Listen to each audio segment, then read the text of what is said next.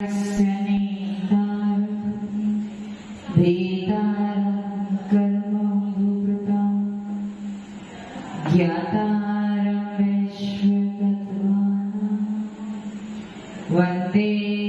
तद्गुणे लब्धे वंदे तद्गुणे लब्धे वंदे तद्गुणे लब्धे।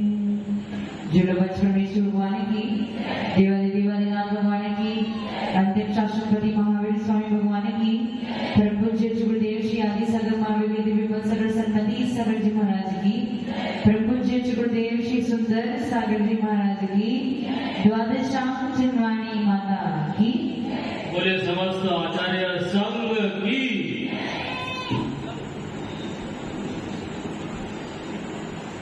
Exam paper तैयार हो गए। कल संडे है, जितने क्लास मिस किए उसे सुन लेना, पढ़ लेना, बहुत इजी है। रिवीजन हो अथवा ना हो इसकी कोई गारंटी नहीं है, ठीक है। जिस दिन कोर्स पूरा हो जाएगा उसके 1-2 दिन के बाद आपकी एग्जाम हो जाएगी। कोर्स पूरा मतलब मोहिनी क्रम पूरा हो जाएगा उस दिन। और कौन से कर्मों की परीक्षा है? पहले 2 कर्म हो गए थे, ज्ञानावरणी और दर्शनावरणी हुए थे, वेदनी और मोहिनी की परीक्षा, ठीक है। मोहिनी के 2 वेद, दर्शन मोहिनी, चारित्र मोहिनी। दर्शन मोहिनी के 3 वेद, मिथ्या, सम्यक मिथ्या और संवेद। चारित्र मोहिनी के पुनः 2 वेद, कषाय वेदनी और अकषाय वेदनी। कषाय वेदनी के 4 वेद, क्रोध, मान, माया, लोभ। और उसके भी वापस 4 वेद, अनंतानुबंधी क्रोध मान माया लोभ, अप्रत्यगन क्रोध मान माया लोभ, प्रत्यगन क्रोध मान माया लोभ और संजुनन क्रोध मान माया और लोभ। और अकषाय वेदनी के 9 वेद में कौन से आएंगे? हास्य, रति, अरति, शोक, भय, जुगुप्सा, स्त्री वेद, पुरुष वेद और नपुंसक वेद। इस प्रकार से मोहिनी के 28 कर्म है। आप गुणस्थान की परिभाषा बहुत अच्छी तरीके से जानते हो।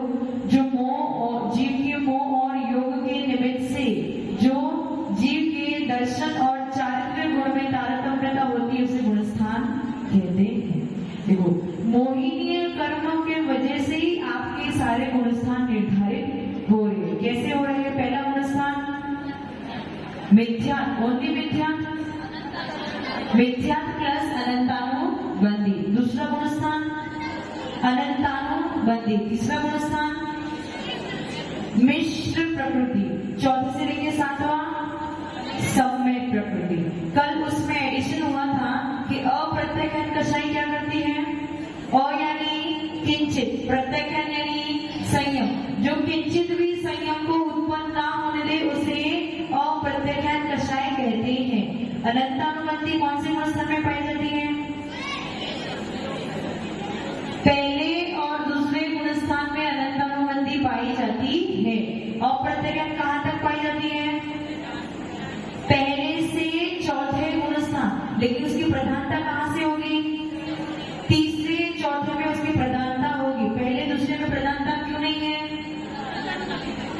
क्योंकि अनंतानुबंधी मोटी कषाय उसके साथ में बैठी है और जहां पे बड़े लोग बैठे हैं वहां पे छोटों की प्रधानता नहीं होती है। समझ में आ गया?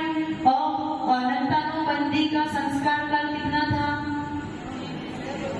अनंतानुबंधी कषाय का संस्कार काल कितना है? 6 महीने से ऊपर। और अप्रत्ययन का संस्कार काल कितना है? 15 दिन से लेके 6 महीने के अंदर जो है वो अप्रत्ययन कषाय होती है। अच्छा, अप्रत्ययन कषाय को कौन से गुणस्थान तक रोक के रखेगी? आगे बढ़ने नहीं दे रही। आगे कौन सा गुणस्थान है? 5वां गुणस्थान। 5वां गुणस्थान किसका है? संयम का। धनपाल जी 2 दिन बाद आए हो तो समझ में आ जाएगा, ठीक है। 5वां गुणस्थान कौन सा है? संयम का। एक देश में संयम भी है और कुछ देश में असंयम भी है। किसका है ये गुणस्थान? आर्यका माता जी, शुल्लक, शुल्लिका, और प्रतिमाधारी का भी 5वां गुणस्थान होता है। जहां से आपने व्रत प्रतिमा ग्रहण करी, दूसरे प्रतिमा ग्रहण करी, वहां से आपका 5वां गुणस्थान प्रारंभ, 12 व्रत लिए मतलब आपका 5वां गुणस्थान प्रारंभ हो गया। समझ में आ रहा है? यदि आपके घर छोड़ नहीं भी छूट रहा, समझो घर नहीं छूट रहा, लेकिन घर पे बैठे बैठे भी संयम लेने के भाव नहीं हो रहे हैं, तो उसके पीछे कारण क्या है? अप्रत्यख्यान कषाय। कोई आपको कह रहा है भाई आपकी उम्र तो हो गई है, आपकी उम्र हो गई है रिटायर, धनपाल जी रिटायरमेंट हो गया ना, अभी 1 महीना है, 1 महीना ही तो है, उसके बाद तो छुट्टी, फिर कुछ काम नहीं है। और अगर हम बोले कि आप प्रतिमा ले लो तो आप क्या कहोगे?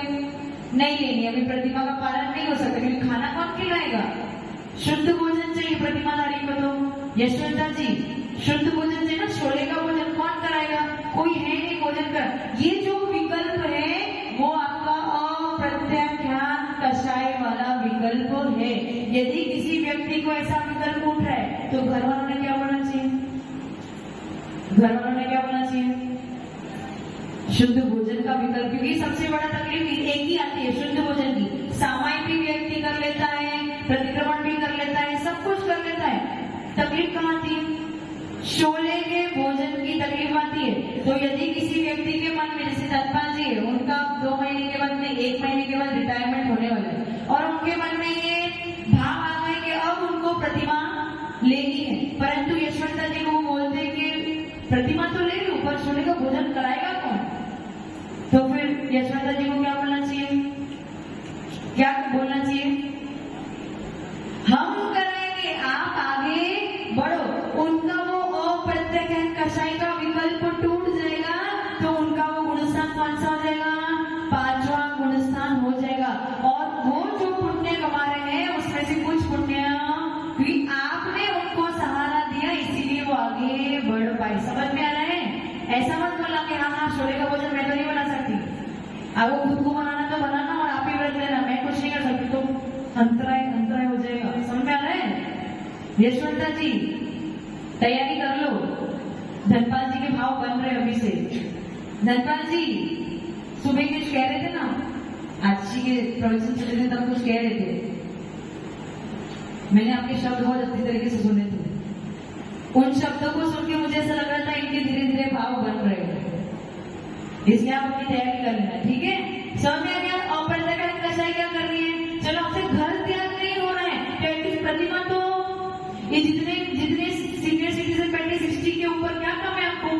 भोजन तो आप स्वयं भी बनाते हैं ना, केवल इतना है कि शोले का भोजन बनाना, बाकी करना क्या है? परंतु विकल्प है, अगर मेरे हाथ टूट गए, पैर टूट गए, बिस्तर पे लग गए, तो मेरी बहू मेरे लिए सेवा करेगी कि नहीं करेगी? अरे ऐसे विकल्प पालने से अच्छा है संघ में आ जाओ, तैयार शोले का भोजन मिलेगा, अपने संघ में अच्छी स्वाध्याय करो, प्रतिक्रमण करो, सामायिक करो और आराम करो, बस। परंतु विकल्प नहीं टूट रहा, ये विकल्प का नाम ही अप्रत्यख्यान कषाय है। राजू जी कौन सी कषाय? आपके पास कौन सी कषाय है? आपके पास कौन सी है?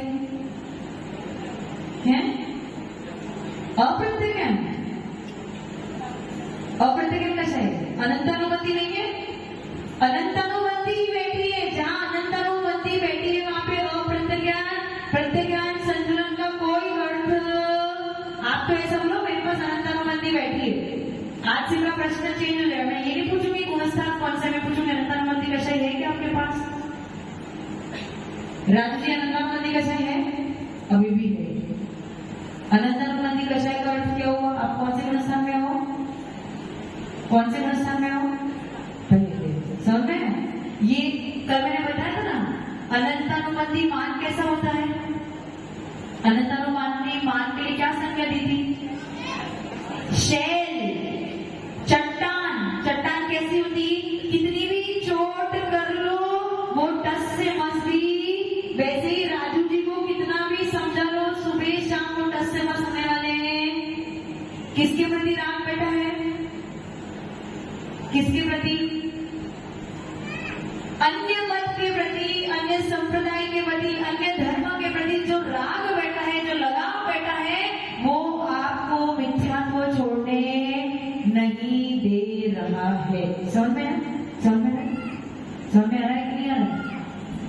अब अप्रत्ययन कषाय चौथे गुण स्थान तक जीव को रोक के रखती है। सम्यक दृष्टि का घात करती है क्या?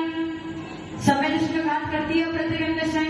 सम्यक दृष्टि का घात नहीं करती है, वो जीव को चतुर्थ गुण स्थान में लेके तो जाती है, लेकिन आगे संयम में बढ़ने नहीं देती है। उसके बाद तीसरी कषाय कौन सी है? तीसरी कौन सी है? प्रत्याख्यान। प्रत्याख्यान यानी संयम। यहाँ पे प्रत्याख्यान यानी सकल संयम। जो सकल संयम का घात करे उसे अप्रत्याख्यान नहीं, सॉरी, जो सकल संयम का घात करे उसे प्रत्याख्यान कषाय कहते हैं। जो सकल संयम का घात करे उसे प्रत्याख्यान कषाय कहते हैं। सकल संयम किसके पास है? किनके पास है? मुनिराज के पास, आचार्य उपन्याय और सर्व साधु के पास क्या है? सकल संयमी है वो जीव, और जो सकल संयम धारण करने को रोके उसे कहते हैं प्रत्याख्यान कषाय। समझ में आ गया? पंकज जी आपकी प्रतिमा है? प्रतिमा नहीं है? बलबीर जी यहाँ पे प्रतिमा किसकी है? किसी की प्रतिमा है? कोई नहीं है प्रतिमाधारी। आप प्रतिमाधारी हो? कितनी प्रतिमा है? 2 प्रतिमा है। अच्छा, और वकील साहब की होंगी? नहीं, सॉरी, वकील साहब की तो वकील साहब आपकी प्रतिमा? उनकी, आपकी नहीं है। बाकी और कोई भी नहीं? पंकज जी प्रतिमा नहीं है? यदि मानो कि पंकज जी की प्रतिमा है तो उनकी गुण स्थान कौन से होगा? यदि मानो कि पंकज जी का प्रतिमा है, उनके पास प्रतिमा ले लिए, 7, 8 जो भी प्रतिमा ले लिए, तो उनका गुण स्थान कौन सा होगा? 5वां। कौन सी कषाय को तोड़ा उन्होंने? उन्होंने 2 कषायों को तोड़ा, अनंतानुबंधी को भी तोड़ा और अप्रत्याख्यान को भी तोड़ा। अब उनके पास कौन सी कषाय बची? प्रत्याख्यान और संतुलन कषाय बची है। अब वो 5वें गुण स्थान बढ़ती है। अब यदि कोई साधु बोले कि पंकज जी आप मुनिराज बन जाओ, और पंकज जी मना करेंगे नहीं महाराज जी अभी तो नहीं हो सकता, अभी थोड़े दिन मैं अपने आप को देख लो मैं कर सकता हूँ कि नहीं कर सकता हूँ। 5वें गुण स्थान में है, अनंतानुबंधी और अप्रत्याख्यान को तोड़ दिया है। अब मुनिराज कह रहे कि आप मुनिराज बन जाओ, पर वो कह रहे कि नहीं अभी मेरे पैर सही नहीं है, हाथ सही नहीं है, शरीर सही नहीं है, मुनिराज नहीं बन सकता, मेरा पालन नहीं हो सकता। तो ये वो सब जो विकल्प उत्पन्न कराने वाला है वो कौन है? प्रत्याख्यान कषाय। अप्रत्याख्यान नहीं, अप्रत्याख्यान को वो तोड़ चुके हैं, 5वें गुण स्थान में आ चुके हैं। अब मुनि बनने की बात आई तब वो कह रहे हैं कि अब मुझसे नहीं हो पाएगा या कोई कारण है, अभी रुक जाओ, अभी आगे जाके 1-2 महीने के बाद ले लूंगा। तो वो जो विकल्प है वो किसका है? प्रत्याख्यान कषाय वाला विकल्प है, जो उनको मुनिराज या सकल संयमी नहीं बनने दे रहा है। समझ में आया? समझ में आ रहा है? पंकज जी कब बनना है मुनि? क्या कह रहे हैं?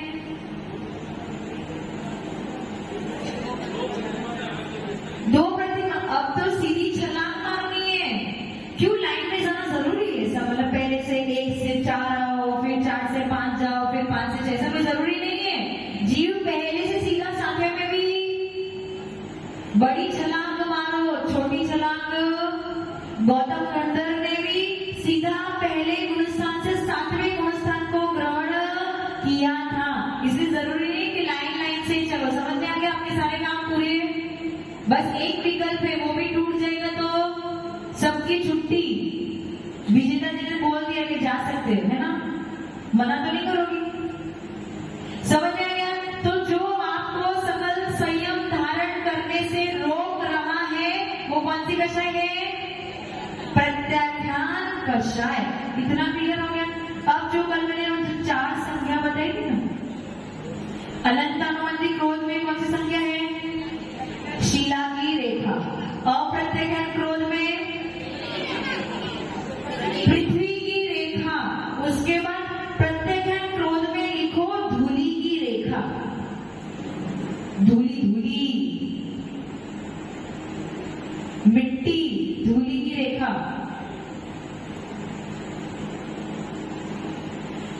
की रेखा कैसी होती है?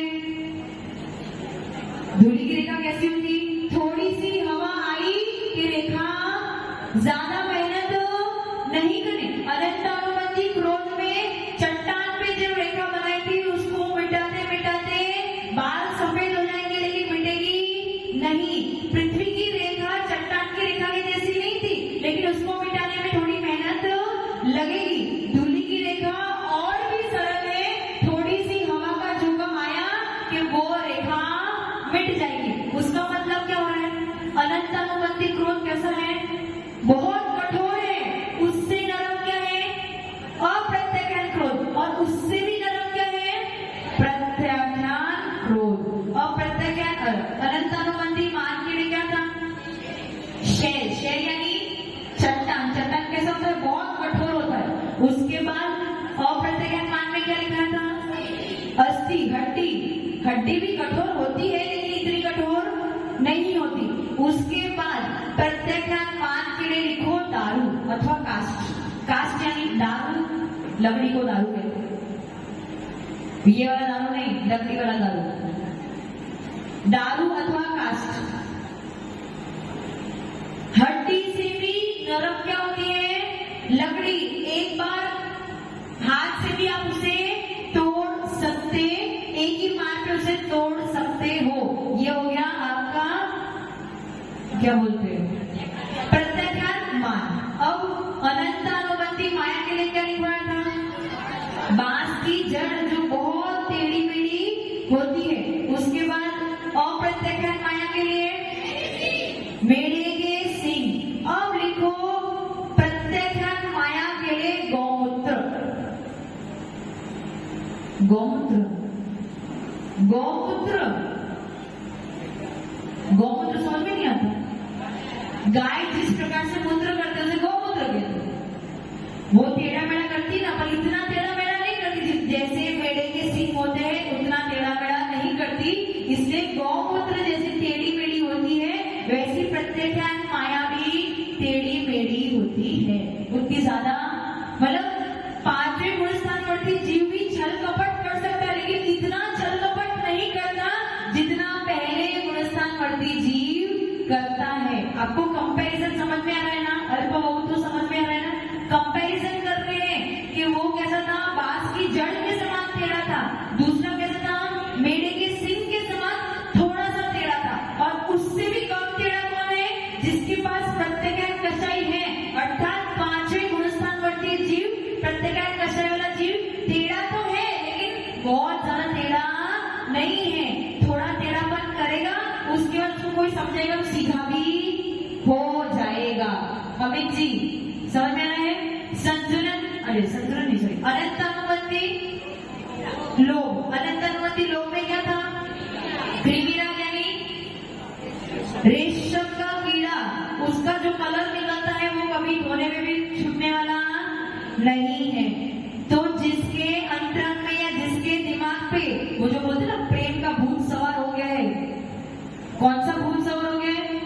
प्रेम का। वो लोभ ही है। आपको लोभ है किसी व्यक्ति के प्रति कि वो मेरा ध्यान रखेगा, वो मेरी सारी आशाएं पूर्ण करेगा, मेरी सारी अपेक्षाएं। इसको आप क्या नाम देते हो?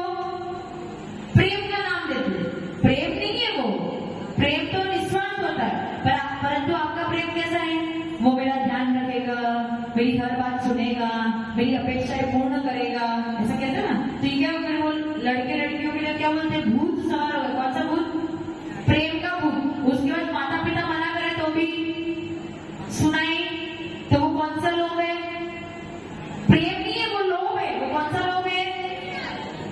प्रत्याख्यान यानी अनंतानुबंधी लोभ है, कृमि राग वाला लोभ है कि ऐसे सर पे रंग लग गया है कि छूट ही कब छूटेगा? जब घर पे झगड़े होंगे तब छूटेगा। समझ में आया? समझ में आ रहा है मैं क्या कह रही हूँ? प्रेम प्रेम करते हो ना, वो प्रेम नहीं हो, क्या है? लोभ। लोभ है और माया चाहिए। समझ में आ गया? ठीक है। अनंतानुबंधी लोभ कृमि राग के जैसे। उसके बाद अप्रत्याख्यान लोभ बीज, उसमें आप लिखो अक्षमल अथवा चक्रमल। अक्षमल हिंदी में अक्षमल अथवा चक्रमल। अक्ष यानी वो जो व्हील होता है ना, उसके बीच में वो जो होता है ना चलाने वाला एक्सिस था। अक्षमल अथवा चक्रमल, उसे ग्रीस कहते हैं। वो कलर कैसा होता है? लग तो जाता है लेकिन मेहनत करने पर छूटता है, फिर भी दाग छोड़ देता है। उसके बाद प्रत्येक लोग के लिए लिखो हल्दी, नहीं हल्दी नहीं, सॉरी कीचड़ कीचड़ कीचड़ कीचड़। अक्षमल ग्रीस, ग्रीस का दूसरा नाम अक्षमल है। प्रत्येक लोग के लिए लिखो कीचड़। कीचड़ लग जाता है तो एक बार धोने पर उतर भी जाता है, तो लोग हुआ तो सही लेकिन एक ही बार में छूट भी गया। एक बार लोग किया तो सही, लालच तो उत्पन्न है कि वस्तु चाहिए लेकिन नहीं मिल रही है तो फिर छोड़ भी दिया। तो इसको कहते हैं प्रत्याख्यान लोग जो कीचड़ की तरह होता है। क्लियर? समझ में आ रहा है? अच्छा, संस्कार का अनंतानुबंधी का 6 महीने के ऊपर, अप्रत्यक्षण का संस्कार का 15 दिन से 6 महीने के भीतर, और प्रत्यक्षण कषाय का संस्कार काल है अंतर्मुहूर्त से लेकर 15 दिन के भीतर। अंतर्मुहूर्त से ऊपर और 15 दिन के भीतर। समझ में आ रहा है? नहीं आ रहा? किसको समझ में नहीं आ रहा है? ना समझ में? कितना है संस्कार काल? अंतर्मुहूर्त से ऊपर और 15 दिन से नीचे। किसका संस्कार काल है ये? प्रत्यक्षान कषाय का। यदि किसी कोई जीव 5वें गुणस्थान में है और उसे अपना गुणस्थान नहीं गिराना है तो उसकी कषाय कितनी लंबी चलनी चाहिए? मैक्सिमम 15 दिन तक उसके अंदर तो उसे अपनी कषाई तोड़नी ही पड़ेगी। समझ में आ रहा है? तो अब आपको मेहनत क्या करनी है? जब भी विकल्प उत्पन्न हो, क्रोध, मान, माया अथवा लोभ उत्पन्न हो, उसे जल्दी जल्दी तोड़ने की कोशिश, गांठ बांध के नहीं रखना है। समझ में आ रहा है? वशिष्ठ मुनि ने क्या किया था? मुनिराज थे, 3 महीने के उपवास हो गए थे। उसके बाद किसी ने बोल दिया कि राजा इनका आहार नहीं करने दे रहा है, तो उनके भाव कैसे हो गए? भाव गिर गए, क्रोध उत्पन्न हो गया और मन में क्या ठान लिया? क्या ठान लिया? इनका बेटा, उस राजा का बेटा बन के उस राजा का घात करूंगा। कौन थे? कौन थे? मुनिराज थे। मुनिराज ने एक ऐसा क्रोध का गांठ बांधी कि इनका ही बेटा बन के इनका ही घात करूंगा। बताओ अब क्या हो गया? अनंतानुबंधी कषाय टूटेगी तो, और वही मुनिराज अगले जन्म में उनके बेटे के रूप में कंस बन के जन्मे। समझ में आया? इसको कहते हैं अनंतानुबंधी क्रोध। क्या किया आपने? गांठ बांधी। समझ में आया? राजू जी, गांठ खुल गई। कोई बैरी है? अभी भी है? क्या कह रहे? नहीं, मैं पूछ रही, किसी व्यक्ति से बैर है आपका? था। अभी है? अब नहीं। कैसे नहीं है? तो जो वो कर रहा है वो उसका काम हो, अपने हिसाब से चलाएंगे। और वो कभी सामने आ जाए कोई बात नहीं, और आपको और परेशान करे, उसका उसके सामने मेरा मेरे साथ। इतने अच्छे हो, और कोशिश कर रहे हैं आपसे मिलने के बाद। उत्तर नहीं दोगे उसे? नहीं देंगे। एक बार नहीं दोगे, 2 बार नहीं देंगे, तीसरी बार भी वो परेशान है, तीसरी बार भी नहीं, कितनी बार तक सहन करोगे? बस नहीं देना तो नहीं देना, इतनी सामर्थ्य नहीं। करेंगे। कोशिश करोगे लेकिन इतनी सामर्थ्य नहीं है। हमेशा प्रश्न क्या होता है कि हम तो छोड़ देते लेकिन सामने वाला पोक करे जा रहा है, पोक करे, कितनी बार सहन करेंगे? ये जब प्रश्न आता है तो हमारी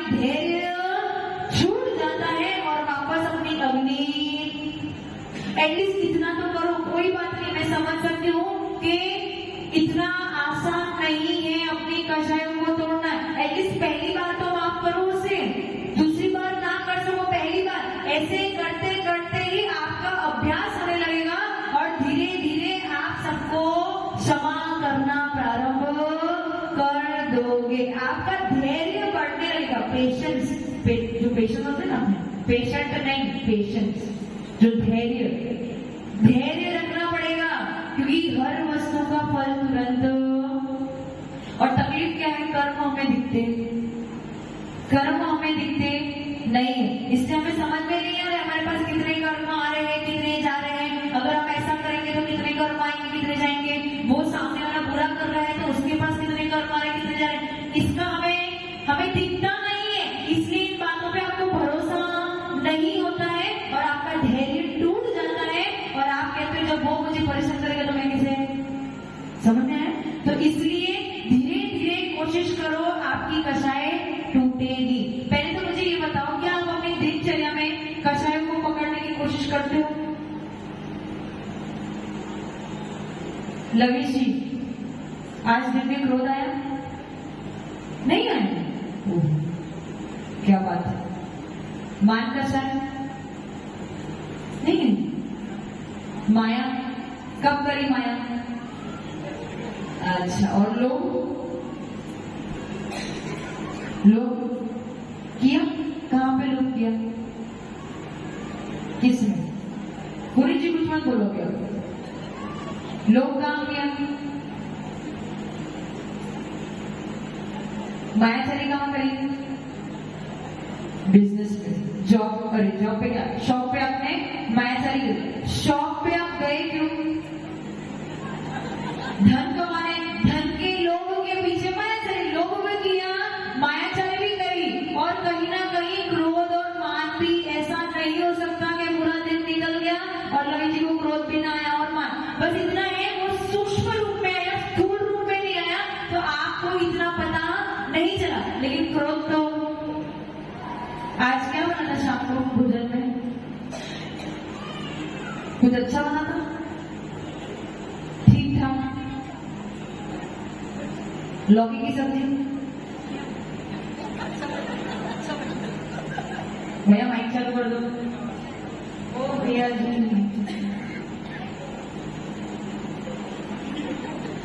लौकी बूंदी का रायता?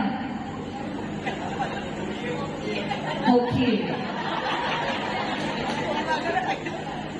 अच्छा लगता आपको? अच्छा लगता, सही।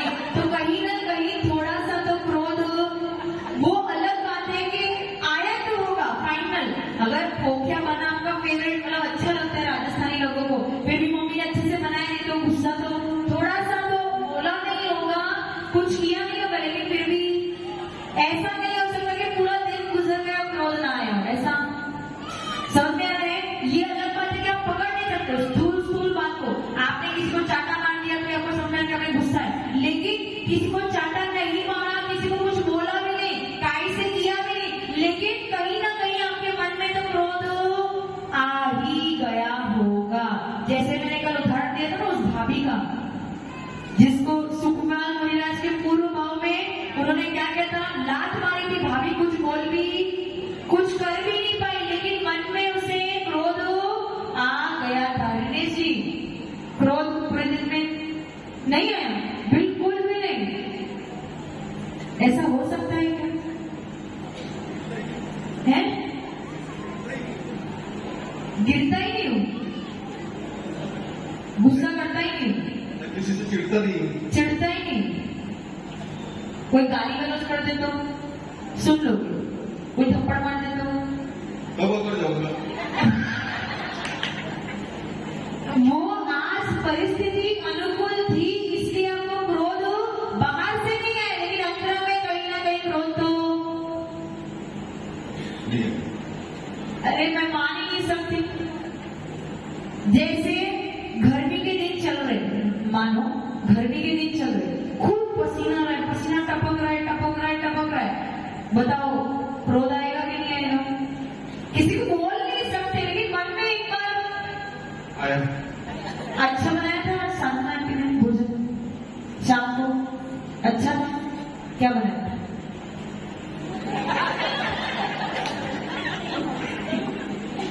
पापड़ की सब्जी।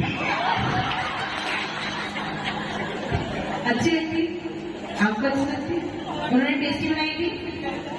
अच्छी बनाई थी? चलो कोई बात नहीं।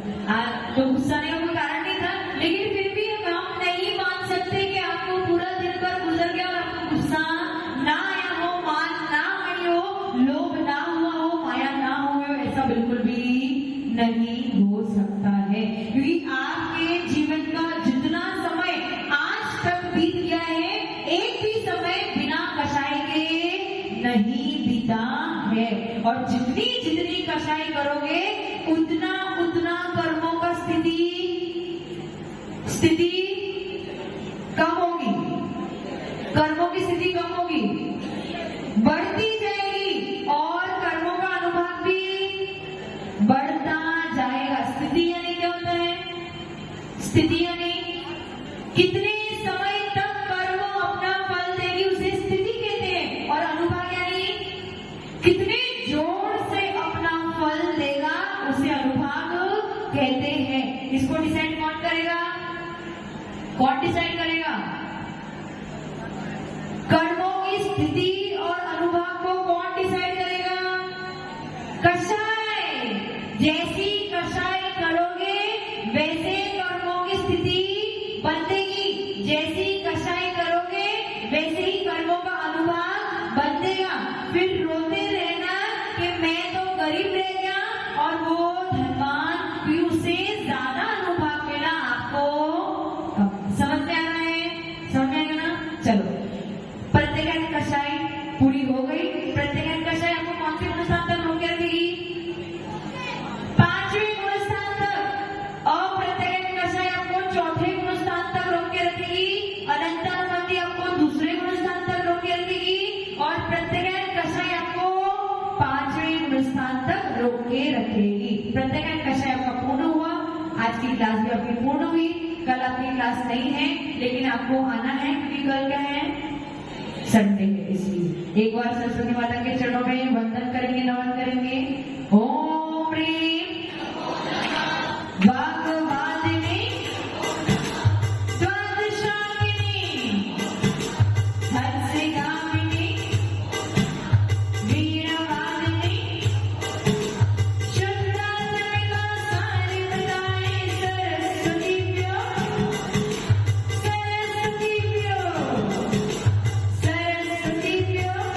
जीवन स्वामी माता की। अच्छे गुरुदेव सुंदर सागर जी महाराज की। पंचप्रमेटी भगवान की। आचार्य गुरुदेव सन्मति सागर जी महाराज की। 3 कम 9 करोड़ मणि राजों की। द्वादशांगिनी माता की। बोले वात्सल्य मूर्ति दिव्य तपस्वी राजप्रसन्न आचार्य सुंदर सागर जी गुरुदेव की, गुरुदेव की, गुरुदेव की। चर्चा चल रही है आपकी मोहिनी कर्म की। 8 कर्मों में से मोहिनी कर्म आ गया है, और मोहिनी कर्म के 2 भेद थे, दर्शन मोहिनी और चरित मोहिनी। दर्शन मोहिनी के 3 भेद थे, मिथ्या, सम्यक मिथ्या और सम्यक। मिथ्या की चर्चा हुई थी कि मिथ्या पहले गुणस्थान में पाया जाता है, मिश्र 3रे गुणस्थान में पाया जाता है, सम्यक प्रकृति 4थे से लेकर 7वें गुणस्थान तक पाई जाती है। मिथ्या कर्म के उद्देश्य से मिथ्या दृष्टि होता है, सम्यक प्रकृति के उद्देश्य से सम्यक दृष्टि होता है, और मिश्र प्रकृति के उद्देश्य से मिले जुले भाव एक समय में पाए जाते हैं। चारित्र वाणी के 2 भेद, कषाय वेदनी और आकषाय वेदनी। आकषाय वेदनी के 9 भेद, आकषाय वेदनी के 9 भेद। हास्य रति अरति शोक वह जोसा स्त्री वेद पुरुष वेद और नपुंसक वेद। कषाय वेदनी के 16 भेद, क्रोध मान माया लोभ। इनको 4 भागों में बांटा गया। अनंतानुमति क्रोध मान माया लोभ। आप प्रत्याखान क्रोध मान माया लोभ, प्रत्याखान क्रोध मान माया लोभ, स्वजनन क्रोध मान माया लोभ। कषाय, कषाय क्या कर रही है?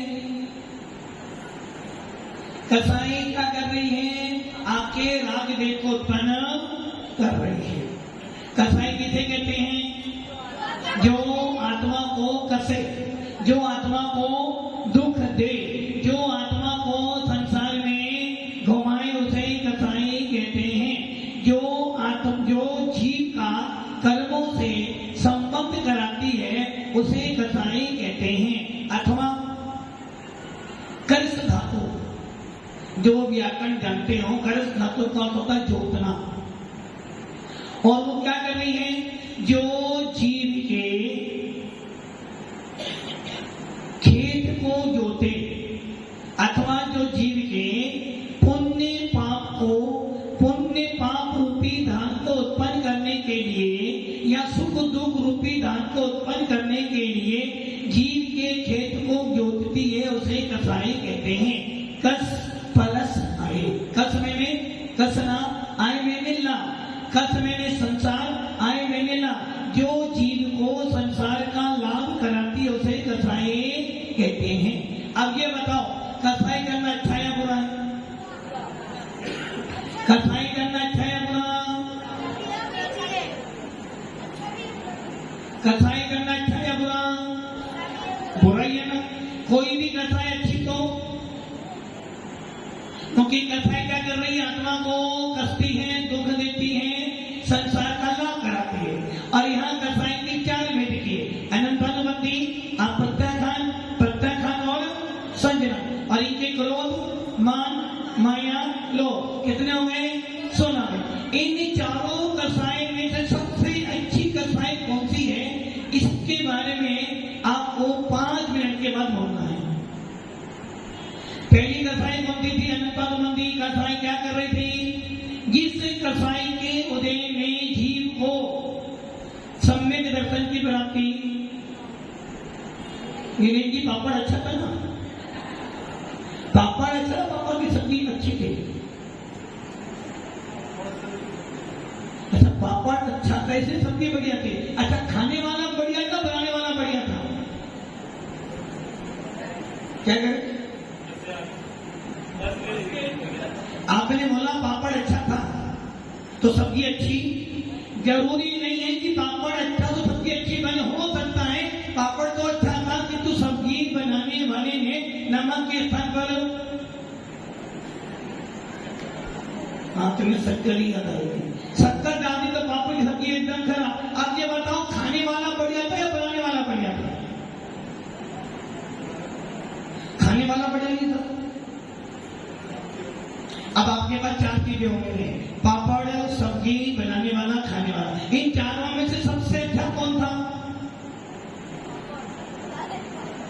अरे भाई, सब्जी मैंने जब खाई मुझे स्वाद आया ना, अच्छी लगी, तो कहीं ना कहीं मेरी कसाई में लोभ था जो मुझे राग उत्पन्न कर रहा है, इसलिए सबसे अच्छा कौन था? मैं क्या करा? मैंने उस सब्जी के प्रति राग किया जिसके कारण मुझे वो अच्छी लगी। अब सब्जी ने क्या किया? तुम्हारे अंदर कसाई को उत्पन्न कर दिया। अनंतानुबंधी कसाई क्या कर रही थी?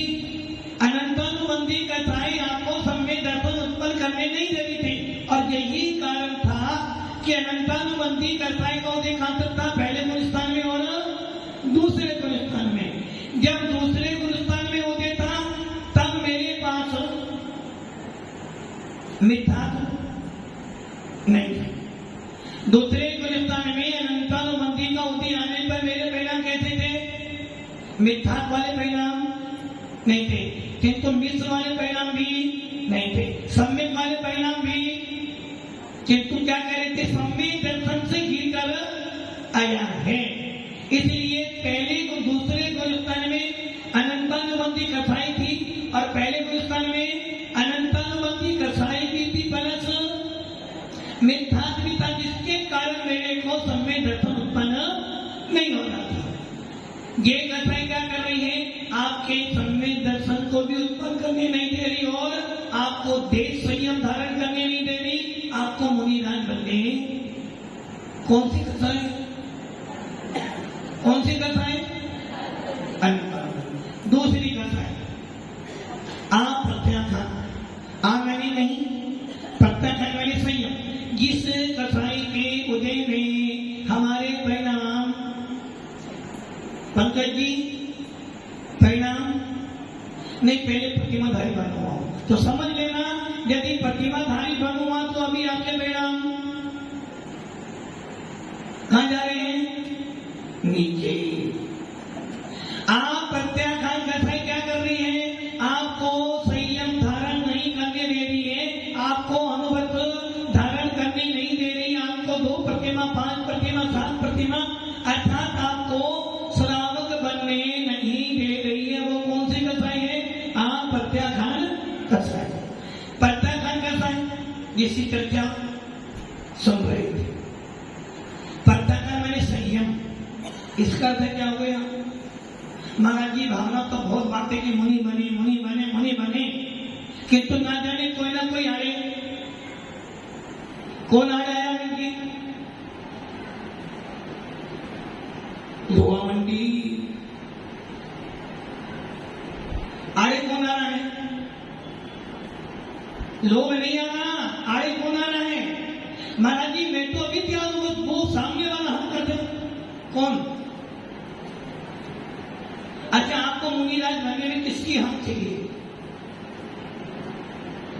आपको मुनिराज बनने के लिए किसकी परमिशन चाहिए बताओ? परिवार वालों की? सोच लेगा राजू जी, आपको 2 प्रतिमा धारण करने के लिए किससे पूछना पड़ेगा? घरवाली से पूछना पड़ेगा। मान लेते धनपाल जी रिटायर होने जा रहे हैं ना 2 महीने बाद, किससे पूछकर रिटायर हो गया? रिटायर 2 महीने बाद हो गए, किससे पूछकर रिटायर हो रहे हैं आप? अभी घर वाले चाहते तुम रिटायर हो जाओ क्या? डॉक्टर उन्हीं की आप चाहते हो पापा रिटायर हो जाए? चाहते हो रिटायर हो जाए? मन से बोलो, कहां से रिटायर हो जाए? कहां से? कहां से? गवर्नमेंट जॉब से और घर में बैठकर, घर में बैठ के आराम, घर में आराम होता है। अब आप ये सोच लो कि यदि आप प्रतिमाधारी बनते हो, विचार करो में खाना कौन खिलाएगा? अरे जिस परिवार का मैंने जीवन भर पालन पोषण किया, जिस परिवार के पीछे मैंने अपने 50-60 साल बिता दिए और उसको मेरी प्रतिमा पालन कराने में मुझे उससे पूछना पड़ रहा है, तो इसका मतलब है कि वो परिवार तुम्हारे को क्या कह रहा है? रिटायर्ड हो जाओ यहां से, तो क्या हम तुम्हारा पालन पोषण? वकील जी सुनाई दे रहा है? आदि घर वालों के लिए, आदि मैंने घर वालों के लिए जीवन बिताया है, 50-60 साल बिता दिए, और अब मेरे परिणाम बन रहे कि मैं प्रतिमाधारी बनकर अपना अभ्यास करूं, और घर वाले यदि कहते हैं भैया प्रतिमा लो तो अपने बन लेना, मैं पालन नहीं कराऊंगी, इसलिए लेना मत। और यदि आपकी प्रतिमा के लेने से घर में कलेश होता है, कौन कलेश करेगा? सबसे पहले कलेश कौन करेगा? एक तरफ है होम मिनिस्टर, एक तरफ है लाड़ी, बताओ कलेश कौन करेगी? होनी की लड़ाई कौन करे? सबसे पहले लाड़ी ही कहेगी पापा जी लेना तो अपने मेरे से भी, मम्मी जी मुझसे मत दे देना। तो इसका मतलब क्या हुआ? और आपकी पत्नी कहेगी देखो प्रतिमा ले तो लोगे, पालन कौन करेगा? मैं कर नहीं पाऊंगी, वो करेगी नहीं, फिर तो मैं समझ लेता हूं। तो आप ये सोच लेना कि जिस परिवार के लिए मैंने 60 साल 50 साल सेवा करी, इन बच्चों को बड़ा इतना पाल पोस के बड़ा किया, जिस पत्नी के पीछे मैंने अपने 50 साल बर्बाद किए, अब वो कह रही कि आपका पालन, तो समझ लेना रिटायर का समय, रिटायरमेंट होने का समय अब आपका घर से राजी हो जाओ तो ठीक, बनना तो धक्के मारते तो फिर निकालना ही पड़ेगा। इसलिए ये ध्यान रखना, यदि परिवार के लोग तुम्हारा पालन नहीं करा देते हैं तो ये सोच लेना कि आपको भेद विचार समझ ले कि परिवार तेरा। और किसी महाराज से कहो महाराज जी मैं 2 प्रतिमा लेना चाहता हूँ, आपके संग में लेना चाहता हूँ, क्या कहेंगे? पहले अपने माता पिता से, परिवार से पूछता भी पूछेगा, क्या कहेंगे? पहले अपने संग से पूछ तो ले, नहीं पूछेगा, बोली जी नहीं पूछेगा। क्यों? यदि तुम्हारे घर में कोई नौकर आने वाला है, किससे पूछोगे? पहले आप किससे? नहीं, पापा से तो फॉर्मेलिटी वाला होगा, किससे पूछोगे पहले? हाँ, अब तुमने बोला टीवी से नहीं, बीवी से पूछोगे ना। और अभी महाराज के पास में कोई पापा कोई जी बात बोले महाराज जी संग में रहना है और मुझे अब, तो महाराज जी किससे पूछेंगे? किससे पूछेंगे? वो क्या कहेंगे, भैया तू आ जा, ये मत सोच किससे पूछ रहा, तुझे अपना कल्याण करना है तो आ जा। किंतु एक व्यक्ति प्रतिमा लेकर घर में रहकर पालन करना चाहता, अभ्यास करना चाहता, तो घर वाले कह रहे हमारे बल पर, अमित जी हमारे बल पर, कौन अमित जी? हमारे बल पर, तो समझ लेना परिवार को आपकी जरूरत, परिवार को आपकी जरूरत नहीं। तो इसका मतलब क्या हुआ? दोषी वो नहीं बनते, दोषी तुम्हें अपने बोलने पर विश्वास। अरे यदि मैं प्रतिमाधारी बनूंगा तो पालन नहीं कर सकते ना। अब मैं घर में रहने वाला और आप इतना ही बोलोगे गंगा जमुना सरस्वती, तो समझे ना वो आंखों आंसू जो आ रहे ना, वो कैसे हो रहे हैं? स्वार्थ के, स्वार्थ था। यदि आप कमा कमा के लाओगे ना, रात में 10 बजे भी आओगे तो आपकी पुत्र बधू, आपकी पत्नी जगी रहेगी, अभी वो आने, पापा जी आने वाले हैं, पैसे लाएंगे, खाना खिलाना है। और जैसे ही रिटायरमेंट हुआ तो पुलिस, सही बात है गलत है? तो एक ध्यान रखना, आप प्रत्याख्यान कसाई क्या कह रही है आपको? यदि आपको प्रतिमाधारी बनना है, दूसरे के ऊपर मत छोड़ो। वो कह रहे कि महाराज जी पालन कौन कराएगा? अरे तू मत करा पालन, मुझे पालन करना है तो मैं घर में रहूंगा ही नहीं, मैं पालन करूंगा। ऐसे कहते हैं। आप प्रत्याख्यान कसाई को हमने दूर किया। प्रत्याख्यान कसाई जो आपको मुनि बनने के भाव तो है महाराज जी, घर वाले छोड़ते ही नहीं। कालू जी भाव है, कालू जी भाव है, अभी तो भाव, अभी तो महाराज पहले जो था छोड़ू तब आगे भाव करो। बिहारी राम जी अब तो सारे काम हो गए ना, कोई काम बाकी है? एक काम बाकी है ना, नहीं एक काम बाकी है ना, जीवन भर ही रहोगे। बिहारी राम जी जीवन भर ही रहोगे, ऊपर भी जाओगे तो ऐसे ही जाओगे। अरे जब सारे काम कर ले फिर भी घर में हम कुएं में पानी भर जाए तो निकाल दो वरना सड़ जाएगा। और अभी जीवन को वैसे ही जलाते हो, जीवन अंत में। प्रत्याख्यान कसाई क्या कह रही है? यदि तुझे मुनि बनना है तो तुझे अपना प्रत्याख्यान क्रोध मान माया लोभ दूर करना पड़ेगा। जब तक प्रत्याख्यान कसाई है तब तक तेरे मुनि बनने के भाव जीवन भर तो राजू जी कुछ किया नहीं, और आज में महाराज जी को मरने वाला है, नाम खाना तो सुना लो आगे नहीं कर। हाथ में मशीन लगी नहीं लगी है, मुंह में नहीं लगी है, महाराज जी नमोकार मत सुना दो। अब बताओ जीवन भर तूने कल्याण करानी, अरब जीवन भर तूने कुछ सोचा नहीं, अरब का नमोकार सुना दो, क्या होगा? जीवन भर 60 साल में तूने धन धन किया और अन्य मेरा भगवान का नाम सुना दो, तो 60 साल का पाप 1 घंटा मूर्त 1 दिन में नष्ट होने वाला। इसलिए क्या करना चाहिए? जिनको भाव बन रहे हैं मुनि बनने से, सोचे ना किसी की कर्म क्यों देते, मेरे आज भाव अच्छे कर्म क्यों देते, मेरे भाव बने मुनि बनने से, अब जो होगा सो। इसे कहते हैं प्रत्याख्यान कसाई, जो आपको मुनि बनने नहीं दे रही, बस आपके परिणाम। ये मुझे मना कर रहे हैं, ये रोक रहे हैं, ये सब तो अमित, ये सब तो बहाने हैं। जिसके अंदर प्रत्याख्यान कसाई नहीं होती वो मुनि बन जाता है। तो अब क्या हो गया? अनंतान बुद्धि में आपके सम्य दर्शन को रोका, आपके देश संयम को रोका, आपके मुनि बने को रोका। आप प्रत्याख्यान कसाई ने सम्य दर्शन को दे दिया, किंतु आपको प्रतिमाधारी बनने नहीं दिया। प्रत्याख्यान कसाई ने आपको सम्य दर्शन भी होने दिया, आप प्रतिमाधारी भी बन गए, पंचम गुण स्थान भी प्राप्त कर लगे, तो मुनि बनने नहीं दे रही। और संयम कसाई कह रही है भैया मुनि तो बन गया, किंतु जब तक मैं बैठी हूं तो ये मोक्ष में जाने नहीं दूंगी, तो ये मैं 11वां 12वां 13वां 14वां गुण स्थान प्राप्त करने नहीं दूंगी। और और जिसने अपनी कसायों को नष्ट कर दिया वो सीधे सिद्धांत में विराजमान। अब क्या करना हम लोगों को? कुछ नहीं करना। यहां से सुना, पेपर में लिखा और ये किताब मात्र घर पर जाके पढ़ी रहेगी, सवेरे जब आओगे ना शाम को जब लेकर आएगा। भव्य आत्माओं जब कसाई के बारे में जान गए हो, प्रतिमाओं के बारे में जान गए हो, तो क्या क्या करना? अब मेरा काम, अब आगे ध्यान रखना, काम कभी किसी से पूरे होने वाले। यदि आप मर भी जाओगे ना तब भी काम पूरे होने वाले। दादू जी, काम पूरे होने वाले नहीं कभी भी। मरते मर जाना, काम पूरे कभी होने वाले। और एक बात ठान ली कि मुझे करना है तो सारे काम अपने आप पूरे हो या ना हो। यदि मैंने कसायों को रोक लिया तो मेरे सारे काम अपने आप हो जाएंगे। इसलिए अपनी कसायों को